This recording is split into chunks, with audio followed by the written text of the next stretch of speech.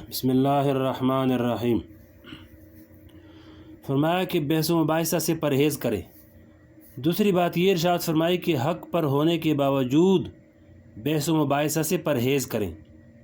ہماری زبان کی آفتوں میں سے ایک بڑی آفت بحث و مباحثہ بھی ہے۔ لوگوں کو اس کا بڑا ذوق ہے، جہاں چند افراد کی مجلس جمی اور کوئی موضوع نکلا، بس پھر اس موضوع پر بحث و مباحثہ شروع ہو گیا۔ وہ مباحثہ بھی ایسی فضول باتوں کا جن کا نہ تو دنیا میں کوئی فائدہ ہے اور نہ آخرت میں کوئی فائدہ۔ یاد رکھیے، یہ بحث و مباحثہ ایسی چیز ہے جو انسان کے باطن کو تباہ کر دیتا ہے۔ حضرت امام مالک رحمۃ اللہ علیہ فرماتے ہیں کہ بحث و مباحثہ علم کے نور کو تباہ کر دیتا ہے، اور بحث و مباحثہ کی عادت عالموں میں زیادہ ہوتی ہے، اس لیے کہ ہر عالم یہ سمجھتا ہے کہ میں زیادہ جانتا ہوں۔ اگر دوسرے نے کوئی بات کہہ دی تو اس سے بحث و مباحثہ کرنے کو تیار، اور اس مباحثہ میں گھنٹوں خرچ ہو رہے ہیں، چاہے وہ مباحثہ زبانی ہو یا تحریری ہو، بس اسی میں وقت صرف ہو رہا ہے۔ سیدھی سی بات ہے کہ اگر تمہاری رائے دوسرے کی رائے سے مختلف ہے تو تم اپنی رائے بیان کر دو کہ میری رائے یہ ہے، اور دوسری کی بات سن لو۔ اگر سمجھ میں آتی ہے تو قبول کر لو، اور اگر سمجھ میں نہیں آتی تو بس یہ کہہ دو کہ تمہاری بات سمجھ میں نہیں آئی، تمہاری سمجھ میں جو آ رہا ہے تم اس پر عمل کرو، اور میری سمجھ میں جو آ رہا ہے اس پر میں عمل کروں۔ بحث کرنے سے کچھ حاصل نہیں، اس لیے کہ بحث و مباحثہ میں ہر شخص یہ چاہتا ہے کہ میں دوسرے پر غالب آ جاؤں، میری بات اونچی رہے، اور دوسرے کو زیر کرنے کی فکر میں رہتا ہے۔ اس کے نتیجے میں پھر حق و باطل میں امتیاز باقی نہیں رہتا، بلکہ یہ فکر سوار ہوتی ہے کہ جس طرح بھی ہو بس دوسرے کو زیر کرنا ہے۔ حضور پاک علیہ السلام نے اس حدیث میں یہ فرما دیا کہ اگر تم حق پر ہو اور صحیح بات کہہ رہے ہو، اور دوسرا شخص غلط بات کہہ رہا ہے، پھر بھی بحث و مباحثہ مت کرو، بس اپنا صحیح موقف بیان کر دو، اور اس سے کہہ دو کہ تمہاری سمجھ میں آئے تو قبول کر لو، اور اگر سمجھ میں نہ آئے تو تم جانو تمہارا کام جانے۔ تو اس حدیث میں حق بات پر بھی بحث و مباحثہ سے ممانعت فرما دی۔ سورہ کافرون کے نزول کا مقصد۔ سورہ قل یا ایھا الکافرون، جس کو ہم اور آپ نماز میں پڑھتے ہیں، یہ اسی مقصد کو بتانے کے لیے نازل ہوئی، اور اس طرح کہ حضور پاک علیہ السلام نے اپنا توحید کا پیغام کفار مکہ کے سامنے وضاحت کے ساتھ بیان فرما دیا، اس کے دلائل بیان فرما دیے، لیکن بیان کرنے کے بعد جب بحث و مباحثہ کی نوبت آ گئی تو اس وقت یہ صورت نازل ہوئی۔ قل یا ایھا الکافرون لا اعبد ما تعبدون ولا انتم عابدون ما اعبد ولا انا عابد ما عبدتم ولا انتم عابدون ما اعبد لکم دینکم ولی دین۔ جس کا ترجمہ ہے کہ آپ فرما دیجئے، اے کافرو، تم جس کی عبادت کرتے ہو میں اس کی عبادت نہیں کرتا، اور تم اس کی عبادت نہیں کرتے جس کی میں عبادت کرتا ہوں، اور نہ میں عبادت کرنے والا ہوں جس کی تم عبادت کرتے ہو، اور نہ تم عبادت کرنے والے ہو جس کی میں عبادت کرتا ہوں۔ تمہارا دین تمہارے ساتھ اور میرا دین میرے ساتھ۔ مطلب یہ ہے کہ میں بحث و مباحثہ کرنا نہیں چاہتا، جو حق کے دلائل تھے وہ واضح کر کے بتا دیے، سمجھا دیے۔ اگر قبول کرنا ہو تو اپنی فلاح اور کامیابی کی خاطر قبول کر لو، آگے فضول بحث و مباحثہ میں وقت ضائع کرنا نہ تمہارے حق میں مفید ہے اور نہ میرے حق میں مفید ہے۔ لکم دینکم ولی دین، تمہارے لیے تمہارا دین اور میرے لیے میرا دین۔ فرمایا کہ دوسری کی بات قبول کرو ورنہ چھوڑ دو۔ دیکھیے، خالص کفر اور اسلام کے معاملے میں بھی اللہ تعالیٰ نے یہ فرما دیا کہ یہ کہہ دو کہ میں جھگڑا نہیں کرتا اور بحث و مباحثہ میں نہیں پڑتا۔ جب کفر و اسلام کے معاملے میں یہ حکم ہے تو اور دوسرے مسائل میں اس سے زیادہ بچنے کی ضرورت ہے، لیکن ہماری حالت یہ ہے کہ ہر وقت ہمارے درمیان بحث و مباحثہ کا سلسلہ چلتا رہتا ہے۔ یہ باطن کو خراب کرنے والی چیز ہے۔ اگر کسی سے کسی مسئلے پر کوئی بات کرنی ہو تو طلب حق کے ساتھ بات کرو، اور حق پہچاننے کے لیے اور حق پہنچانے کے لیے بات کرو، اپنا موقف بیان کرو، دوسرے کا موقف سن لو، سمجھ میں آئے تو قبول کر لو، سمجھ میں نہ آئے تو چھوڑ دو بس، لیکن بحث نہ کرو۔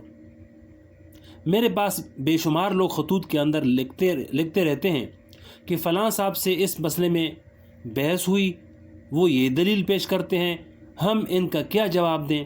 اب آپ بتائیے۔ فرمایا کہ اب بتائیے اگر یہ سلسلہ آگے اسی طرح جاری رہے کہ وہ ایک دلیل پیش کریں اور آپ مجھ سے پوچھ لیں کہ اس کا کیا جواب دیں، میں اس کا جواب بتا دوں، پھر وہ کوئی دوسری دلیل پیش کرے تو پھر تم مجھ سے پوچھو گے کہ اس دلیل کا کیا جواب دیں، تو اس طرح ایک لامتناہی سلسلہ جاری ہو جائے گا۔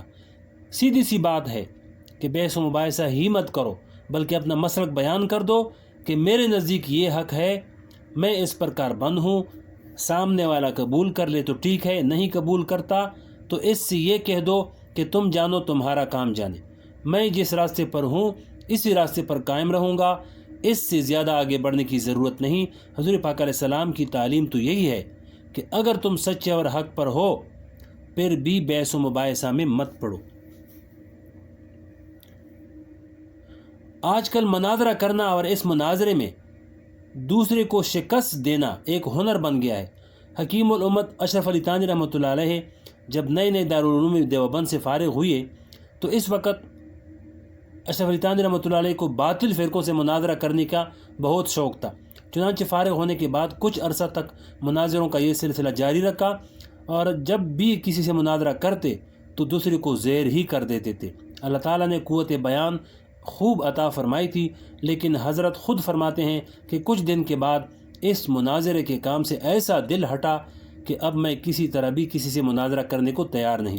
فرمایا کہ جب میں مناظرہ کرتا تھا تو دل میں ایک ظلمت محسوس ہوتی تھی، پھر بعد میں ساری عمر کبھی مناظرہ نہیں کیا، بلکہ دوسروں کو بھی منع کرتے تھے کہ یہ کچھ فائدہ مند نہیں ہے، کہیں واقعی ضرورت پیش آ جائے اور حق کی وضاحت مقصود ہو تو اور بات ہے، ورنہ اس کو اپنا مشغلہ بنانا اچھی بات نہیں۔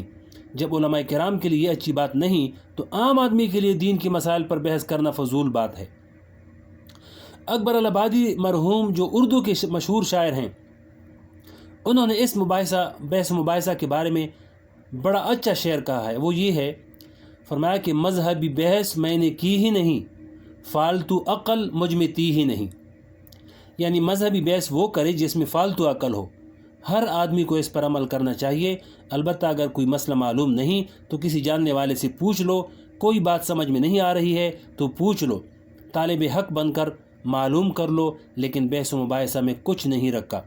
اس حدیث کی تشریح میں اشرف علی تھانوی رحمۃ اللہ علیہ فرماتے ہیں کہ اس سے معلوم ہوتا ہے کہ بحث و مباحثہ سے ظلمت پیدا ہوتی ہے، کیونکہ ایمان کا کامل نہ ہونا ظلمت ہے، اور اس لیے تم اہل طریقت کو دیکھو گے کہ وہ بحث و مباحثہ سے سخت نفرت کرتے ہیں۔ یعنی تصوف اور سلوک کے راستے پر چلنے والے اولیاء اللہ بحث و مباحثہ سے سخت نفرت کرتے ہیں۔ ہمارے ایک بزرگ تھے بابا نجم احسن صاحب رحمۃ اللہ علیہ، جو حضرت تھانوی رحمۃ اللہ علیہ کے صحبت یافتہ تھے اور بڑے عجیب بزرگ تھے۔ ایک مرتبہ انہوں نے مجھ سے فرمایا، جناب مودودی صاحب نے اپنی کتاب خلافت و ملوکیت میں بعض صحابہ کرام پر بڑے غلط انداز میں گفتگو کی ہے، تم اس کے اوپر کچھ لکھو۔ چنانچہ میں نے اس پر مضمون لکھ دیا۔ اس مضمون پر پھر مودودی صاحب کی طرف سے جواب آیا، اس پر پھر میں نے ایک مضمون بطور جواب کے لکھ دیا۔ اس طرح 2 مرتبہ جواب لکھا۔ جب حضرت بابا نجم احسن صاحب رحمۃ اللہ علیہ نے میرا دوسرا جواب پڑھا تو مجھے ایک پرچہ لکھا، وہ پرچہ آج بھی میرے پاس محفوظ ہے۔ اس میں یہ لکھا ہے کہ میں نے تمہارا یہ مضمون پڑھا اور پڑھ کر بڑا دل خوش ہوا اور دعائیں نکلیں، اللہ تعالیٰ اس کو قبول فرمائے۔ پھر لکھا کہ اب اس مردہ بحث و مباحثہ کو دفنا دیجیے، یعنی اب یہ آخری مرتبہ لکھ دیا، اور جو حق واضح کرنا تھا وہ آپ نے کر دیا۔ اب اس کے بعد اگر وہاں سے کوئی جواب بھی آئے تب بھی آپ اس کے جواب میں کچھ مت لکھنا، اس لیے کہ پھر تو بحث و مباحثہ کا دروازہ کھل جائے گا۔ بہرحال یہ اولیاء اللہ جو ہوتے ہیں اس بحث و مباحثہ سے سخت نفرت کرتے ہیں، کیونکہ اس کا کوئی فائدہ نہیں ہوتا۔ آج تک آپ نے نہیں دیکھا ہوگا کہ کسی مناظرے کے نتیجے میں حق قبول کرنے کی توفیق ہوئی ہو۔ سوائے وقت ضائع کرنے کے کچھ حاصل نہیں۔ یہ اہل اللہ بحث و مباحثہ سے نفرت کیوں نہ کریں، جبکہ حضور پاک صلی اللہ علیہ وسلم نے فرما دیا کہ مومن کی علامت یہ ہے کہ وہ بحث و مباحثہ میں نہیں پڑتا۔ اللہ تعالی ہم سب کو بحث و مباحثہ اور جھوٹ سے بچنے کی ہمت اور توفیق دے، آمین۔